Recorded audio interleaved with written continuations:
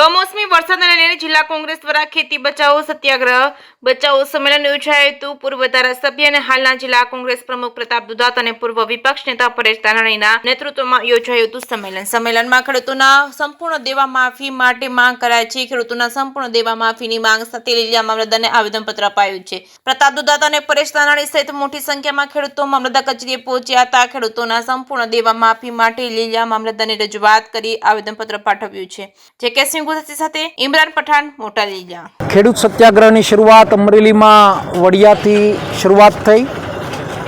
બગસરા, ધારી, ખાંભા, રાજુલા, જાફરાબાદના આજે અમારી આ ખેડૂત વેદનાની વાતો લઈ અને લીલિયા તાલુકામાં એટલે કે મારા હોમ ટાઉનમાં અમે આવ્યા છીએ। ખૂબ જ મોટી સંખ્યામાં ખેડૂતો પધાર્યા। ખેડૂતોની વ્યથા અને વેદનાને વાચા આપવા માટે એટલા માટે કે દેવા માફી કરવી ખૂબ જ જરૂરિયાત છે। એક જ મુદ્દાની વાત લઈ કોઈ ગતકડા બીજી વાતોમાં જવાનું નહીં અને ખેડૂત સિવાયની કોઈ વાત કરવી નહીં।